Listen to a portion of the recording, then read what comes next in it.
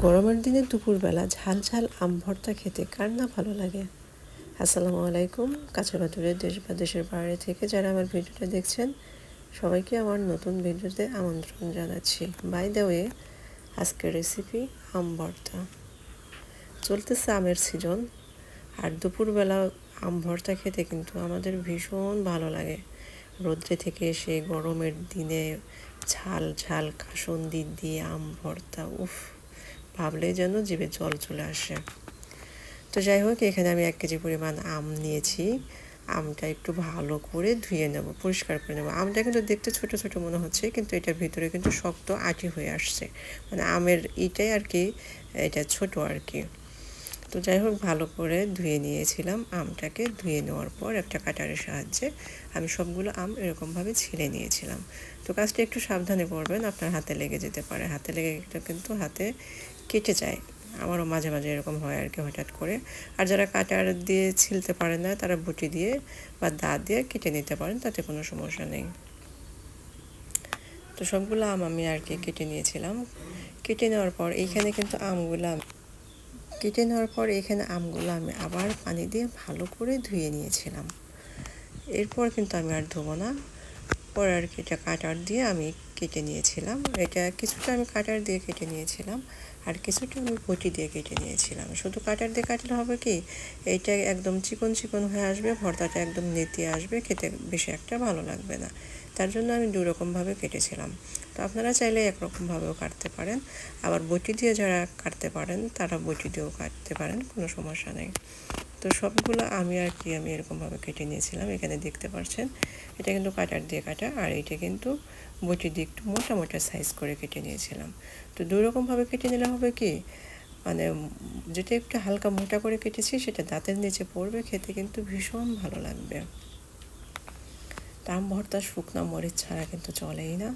তো অনেকগুলো শুকনো মরিচ এখানে ভেজে নিয়েছি। ভেজে নেওয়ার পর মরিচটাকে লবণ দিয়ে কুচলে মেখে নিয়েছিলাম, সাথে দিয়েছিলাম লবণ দিয়ে আর কি। তো আমি যখন এই মরিচটা মেখে নিচ্ছিলাম না, তখন কিন্তু আমার জিভ দিয়ে জল পড়ছিল। মানে টক জিনিস দেখলে এমনিতেই কিন্তু কেমন একটা ভালো লাগা কাজ করে। আর আম ভর্তা এটা তো আমার খুবই প্রিয় একটা ভর্তা। তো আমার যতক্ষণ আমি আর কি ভর্তাটা বানাচ্ছিলাম, আমার কিন্তু জিভ দিয়ে জল পড়ে পড়ে ভাবে এরকম আর কি। তো মরিচটা আমি এরকমভাবে আর কি মেখে নিয়েছি। মেখে নেওয়ার পর আমের উপরে দিয়ে দিলাম। তো আপনারা ঝালটা আপনাদের পরিমাণ মতো দিতে পারেন। সাথে দিয়েছিলাম বিট লবণ।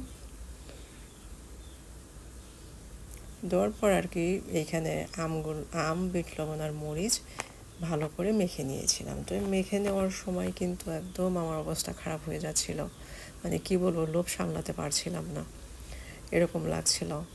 তো এই মাখানোর সময় দেখবেন এখানে কিন্তু আমের যে একটা রস, সেটা কিন্তু বের হয়ে আসে। রসটা খেতেও কিন্তু খুবই ভালো লাগে।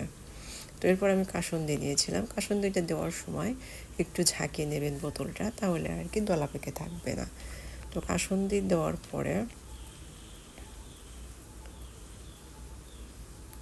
আমি কিন্তু অনেকটা কাসুন্দি দিয়েছিলাম। তো এরপর আমি দিয়েছিলাম চিনি। এর স্বাদটাকে আরও দ্বিগুণ করার জন্য আমি এখানে চিনি অ্যাড করে দিয়েছিলাম। তো আমার সাথে যেমন চিনিটা অ্যাড করলে খেতে কিন্তু খুবই ভালো হয়। আপনারা চিনি দিয়ে খান কিনা আমি জানি না, তবে যারা খান না তারা একবার হলেও ট্রাই করবেন, দেখবেন খুবই ভালো লাগে। তো মাখানোর কাজটা একটু সময় নিয়ে করবেন, খেতে কিন্তু খুবই ভালো লাগে। আপনাদের মুখে জল চলে আসলে আমার করার কিছু নাই।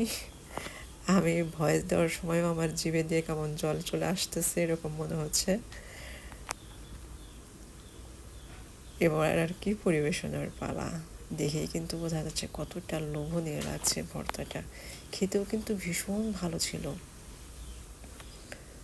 তো এরপরেও কিন্তু আমি আরও কিছু শুকনো মরিচের গুঁড়া নিয়েছিলাম, নিয়ে একদম ঝাল ঝাল করে খেয়েছিলাম। মানে এত ঝাল হচ্ছিল যেন কান দিয়ে আমার ধোয়া বের হচ্ছে এরকম।